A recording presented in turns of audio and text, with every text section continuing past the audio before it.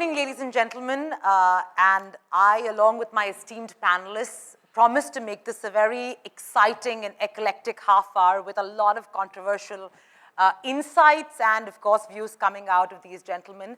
Ad fraud, just for the uninitiated, for the audience watching this as well, just to give you a summarized, brief understanding of what it is basically the type of scam where the perpetrator fools the advertiser into believing that they're paying for something worthwhile when it's actually quite worthless. So this would really lead to bots, fake traffic, and all the other jargons that we're well aware of. Now, having put that in context, let me move on to the topic for today's discussion, or rather debate, which is, while there is consensus globally that ad fraud exists and is a very big and growing menace, who is ultimately responsible for the ad fraud? Now, I don't want to get into the technical details of how it happens and who's responsible for it. I'm talking about within the ecosystem, within the players who are all participating in this particular transaction. How is, who is really responsible for the ad fraud? Where does the buck stop? And who takes ownership? And for that, I have, representatives from different stakeholders, whether it be clients on this panel, or it be a digital agency, or rather an agency, a media agency, or for that matter, enablers or publishers. So, gentlemen, I hope you're geared and you have your gloves on, because I hope this is going to be a good fighting match. But let me bring you on, Uday, and I really want you to wear the hat of a publisher here and not of a client, although you wear both. And as wearing the hat of a publisher, would you say that the entire ecosystem is thriving on greed and vanity metrics, and which is why clients should take ownership of the fact that they drive these metrics, and hence there is not only existence but thriving and growing of the fraud? So you are right to an extent that there is a fair amount of chasing of vanity metrics out there. But let's step back a little. I think it's important to understand that the entire digital environment, digital advertising environment has been around for the last 5 to 7 years, really matured in India. And I think there is a challenge in the market on awareness. And I don't think too many CMOs today pay attention to ad fraud and the amount of leakage that it can cause. So I think before we really jump the gun and hang somebody out there as to who's responsible for it. No, I haven't got there at all. I'm just warming up.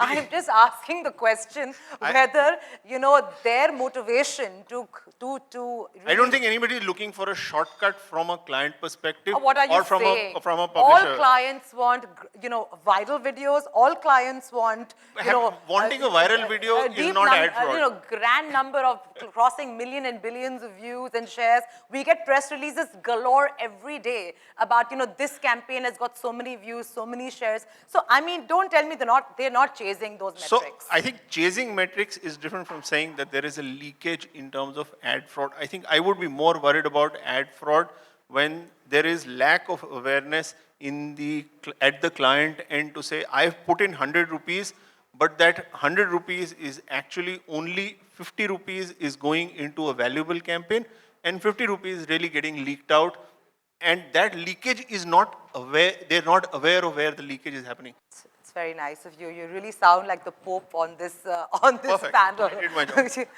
But let's hope for a more pointed view from InMobi, large players. Tell me, can you answer the question saying, do you think that that they are driving this, by wrong motivation? I think I'll just take an example. Say there's this company who got $500 million funding. Now, they got the funding on growth because they're in the growth market, and India is a growth market. Now, they know this time is taking, and in 3 years, they need to burn this. And the pressure, like you said, right, any CMO or CDO, for next 2 to 3 years has to just grow it. If it doesn't grow, then that guy is chucked out and somebody else. Exactly, yeah. Now, obviously, the real motivation is always money. But this whole media flow that happens that, you have to burn this money and you have to grow at that pace and you have to set that record, kind of incentivizes everybody in the channel to say that if you don't meet this metric, this money is not coming to you, and if it's not coming, the business is not happening. I think that's driving this whole chain. Not that people are wanting to do this, Sure. but it is being like, if you're not doing it, somebody else is doing Yeah. it. And hence that money on the table is making everybody drool on it. Now, again, not everybody is doing really, really bad, because there are like companies who just do fraud, right? That's something that we need to weed out. But once you do that, the second part that comes in is, these days advertisers are asking for really, really tough KPIs. They want to pay very less but get the most out of it. Now that's the second part of choking that is causing, because if you're not doing it, somebody else is doing. Like affiliate would do it or somebody else would do it. And hence I think it's a combination of those things put together creates this behavioral thing. That's how I would put it. Yeah, very well articulated. Mohit, do you agree with what he has to say? And what's your sense of the fact that because of this pressure that is created within the ecosystem, which is basically, each one is feeling the pressure, every stakeholder, how do you think digital agencies are currently conducting themselves? Is there a lot more to be desired from their behavior? I think first I'll just second what I hear here. So see, it's the way it works in the real world is that when you actually sit on an Excel and you want some numbers, final numbers to be achieved, you start crunching numbers, and Excel finally gives up and gives you what you want, right? So so the same way, when a client decides to, if at the board, some metrics have to be have been set out, which the team has to achieve, and so those metrics have to be achieved, and it really is basis the maturity of the client, what stage of business they are at, etc. So, and I've seen journeys, from app install campaigns, from cost per install to a cost per registration to a cost per engagement for X period of time to a cost per transaction, and there's fraud everywhere. And so this is on the client side, and then of course a brief like this comes to the agency, to my friend here, Deepak. So so they're just better experts in terms of breaking numbers on Excel, and and probably giving their output faster. So I'm not saying that, but because that's the that if things flow like that.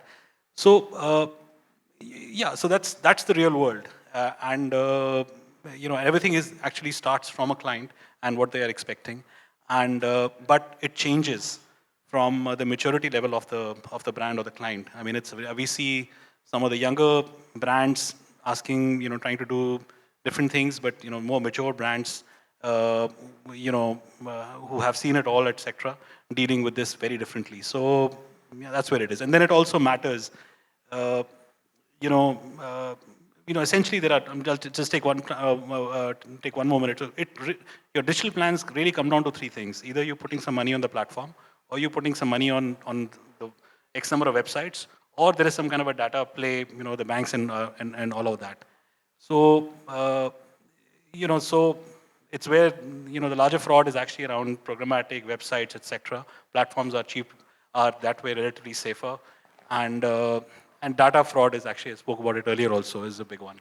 Sure, but very quickly, Mohit, who do you think the buck should stop at? The brand owner, or people who are aiding the brand?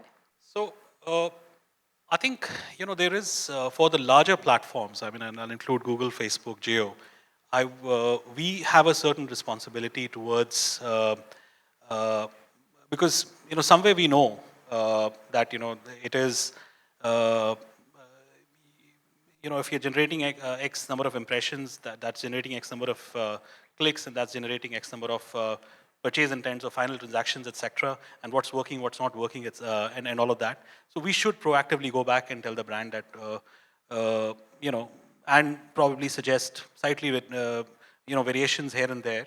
Because, from our side, it's very important that our platform is top of the class, and it is delivering the metrics. Even if the brand, even though the client doesn't understand that, we need to do some education there. So I think that's, Geo definitely takes that responsibility. So you're saying the social media behemoths need to... Sorry? You're saying the social media players need to take accountability of this. The buck should stop there. Yeah, the buck starts from the client, but it should stop there. It should, so Again, I'm telling you, so we can only suggest, we can only And propose. we're just having a debate. But just to own the fact that the buck should stop here, I think the buck should stop where it is started. So. Okay, let me get in the other client, which is Rahul. Are you first? Are you in agreement that the fact that today being a CMO is intense pressure, and hence you might be guilty of chasing vanity metrics? First of all, I think it's a very unfair panel here, right? We have one client versus 6 people bouncing on. So otherwise, just to add what Uday also mentioned in the beginning, I would say we are basically client is where the buck will start, right? Sure. He was pointing the same thing out here. And if you look at the platforms, I think platforms today, whether it is social media platforms or big platforms like InMobi, they have some responsibility towards the client in terms of making sure that they're able to deliver what my expectations are, right? Today, if I'm going on a big e-commerce platform doing some purchase, it is the responsibility of that particular marketplace to ensure they deliver the value which I'm swiping my card for, right? You can't go back to the client and say, it was, you wanted it at 600 rupees and the cost is 1200, so this is what you'll get, right? So there is some responsibility with the platform where I'm going out and putting my banners on in terms of making sure the value is getting delivered.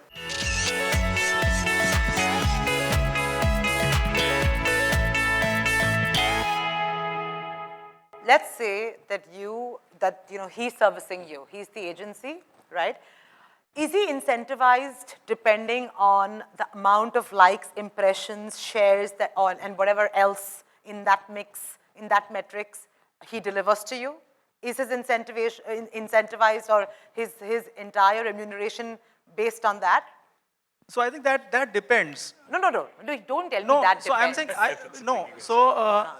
so that depends on the objective of the client, right? No, so but give me a generic answer. So I would say, in most cases, let's look at most cases. For an offline guy moving online, maybe getting a like is, it will give him a good high. He'll say, okay, I've got 1 million likes. But for a digital advertiser, he knows the value of a like, right? So for a digital advertiser, he understands. So I think it is, again, I would, put the buck back. Why don't you answer the question? So, of course, there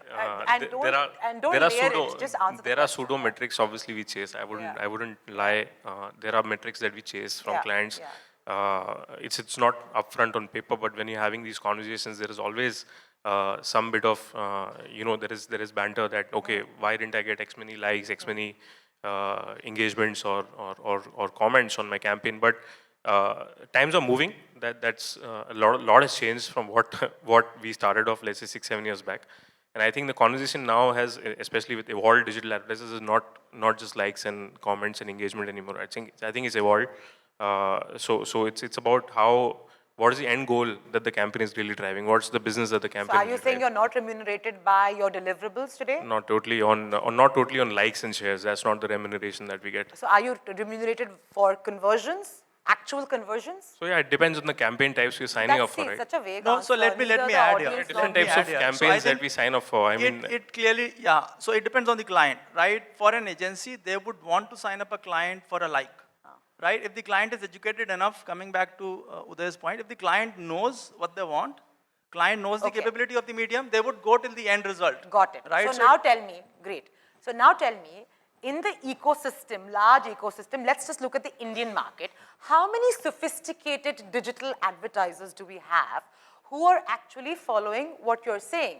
And what he's also, pushing, which is that they are not going for shares, likes, they're looking at the end goal, the bigger picture, all of that, right? How many, in percentage, how many advertisers are actually of that league? So I think it would be 50-50 if I give. Really? It would be a 50-50, and if you look that's at pretty big. That's pretty but big. if you look at by value, I think might be much more. Yeah? Yes. In terms of value, I would imagine the big spenders today, and maybe Deepak can back that, the big spenders today know what they're doing. It's the big spenders are also directly dealing with large platforms. So the chances of a client dealing directly with a large platform reduces the amount of intermediate and therefore drops the amount of fraud that can happen. And I think fundamentally, this is a problem of people knowing or brands knowing that there is a problem if I'm not careful about where my ad shows, how my ad shows, what are my metrics, how am I going to track it, is there any check and balance in the system? And if you're tracking all of that, the chances are that you'll be hit with less ad fraud, not zero ad fraud, Sure. with less ad fraud. I just want to bring you in because you've just been an observer. So you have the, you have the advantage of being the last man to speak, to give your point of view. So while we've seen a lot of mature advertisers now, cropping up, and we've seen the fact that he's saying, more and more people are much more vigilant and much more careful. Would you agree that the ecosystem is actually functioning like that? I won't, unfortunately. Thank you. And let me start with a few points which I observed on the discussion. Is why should there be A, vanity metrics, and B, performance? Why not both? Is it too much to ask for an advertiser who's spending millions of dollars saying, give me vanity metrics and give me performance? What's the problem in having both? The thought that vanity metrics can be fake and will be fake is not necessarily true. The point is that you can actually get both, number one. Number two is, I think anyone who's involved in the media pipe, who's either a publisher or an agency or someone who's getting a pie of the media spend, cannot be responsible for the buck to stop, right? Because they have a vested interest. The platforms will be more interested in ensuring that they have a higher media share and a media spend, rather than trying to figure out of maturing the client, of not doing things which are not in the interest of the client. So I think a neutral, independent validator, enforcer is critical. Otherwise, the people who are responsible for media would obviously prioritize media over everything else. The third point which I wanted to, and again, slightly controversial, my sense is that advertisers have still not matured enough to start asking the right questions.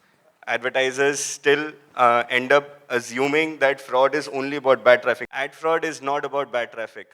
Ad fraud now means also organic theft. I can actually have sales which are fraudulent. I can actually have leads which are fraudulent. I can actually have conversions which are fraudulent. What that means is fraud has moved to the level where someone can steal your organic traffic and show it as if they have done that advertising for you. So what that means is you can actually get the best performance. You can have a source which is giving you thousands of dollars of sales and orders, right? Genuine sales and orders. But guess what? All of that can be fraud because that publisher or that source basically ate away your organic and packaged it to show it as an organic, right? What that means is that if the targets towards agencies, measurement criteria towards publishers is, hey, give me an ROI and you're good to go, I can actually meet all ROIs and I can actually still do fraud. So I think the definition for advertisers need to change. It's not about only bad traffic. Even very good traffic can be really bad. If it is good traffic, you're probably being duped. That's actually the scarier part. Because now you can't just look at KPIs and say, if I'm getting my KPIs, then how can that be wrong? So my sense is advertisers obviously need to be mature. They need to understand these questions. They need to understand good and bad traffic. Neutrality of a platform to validate the whole information and ensure that no one is taking the advertiser for a ride is, I think, something important. And I think I can go ahead and stick my neck out and say, I think the buck stops with us. Wow. We can actually ensure that advertisers are configuring the right thing, they're setting the right KPIs, they're setting the right rules. Agencies, publishers are ensuring that those are being met. And if someone is not meeting the required criteria, then we should be able to flag that off because our interest is not the media spend. Our interest is ensuring the best interest for the advertiser. I really want to know what Rohit has to say. You agree that the buck stops with you? I do not know whether I can, confer on that because to detect fraud, you need access to the data so that you can really say. I think all the parties that are involved in this equation have a shared responsibility because everybody has some KPI to meet, whether you like it or not, because that's how the business will run. Now, everybody, like if somebody is doing, fraud identification, yes, their job will be around fraud identification. Now, if they get incentivized towards more and more fraud identification, they'll increase the threshold and, there will be an error there also. So each one get incentivized and appropriately will add their share of the fraud part, right? Whether you like it or not. Not trying to pick on you, but generally saying it.